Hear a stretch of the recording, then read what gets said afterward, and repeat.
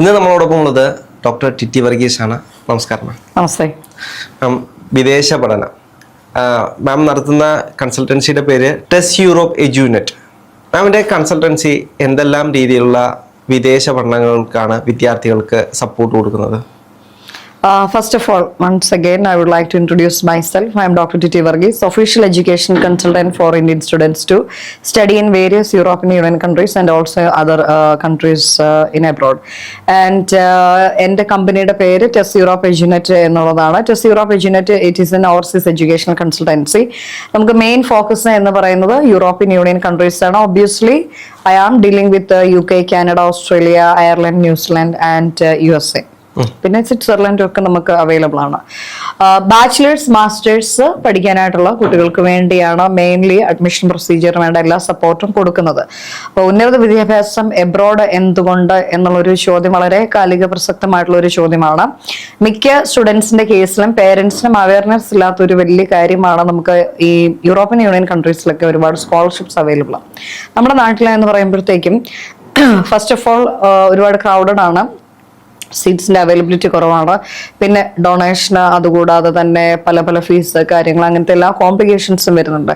Even നമുക്ക് ഇവിടെയുള്ള highly competitive ആയിട്ടുള്ള എക്സാംസ് എഴുതുന്നതിന് വേണ്ടി സ്റ്റുഡൻസ് ഭയങ്കരമായിട്ട് സ്ട്രെസ് അനുഭവിക്കുന്നുണ്ട്, ഇല്ലേ?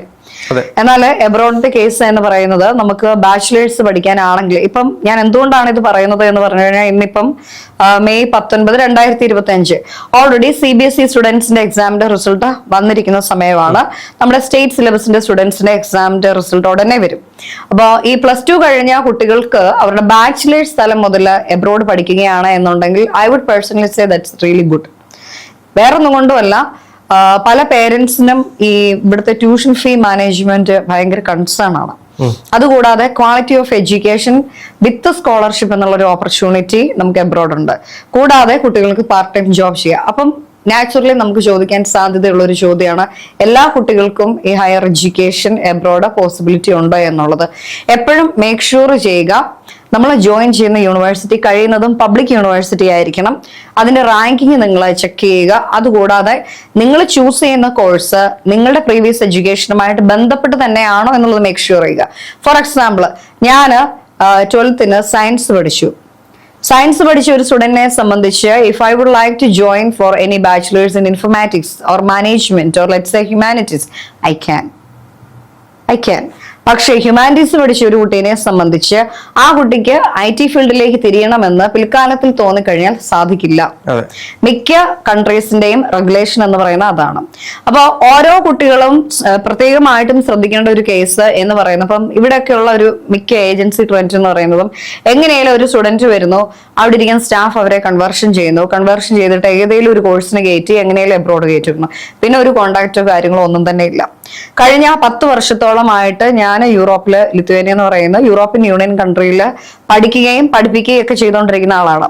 എന്റെ റിസർച്ച് ഒക്കെ അവിടെ നിന്നാണ്. Political science, public policy and administration എന്നുള്ളതാണ് ഞാൻ പഠിപ്പിച്ചുകൊണ്ടിരുന്ന സബ്ജക്റ്റ്.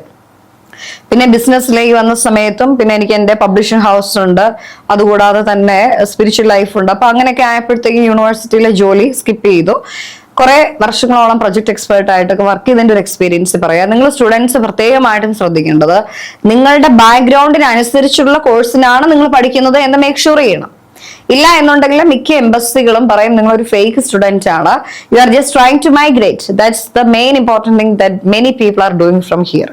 അങ്ങനെ അല്ല അത് ചെയ്യേണ്ടത്. കറക്റ്റ് ആയിട്ട് കുട്ടികൾക്ക് ഗൈഡൻസ് കൊടുക്കുക.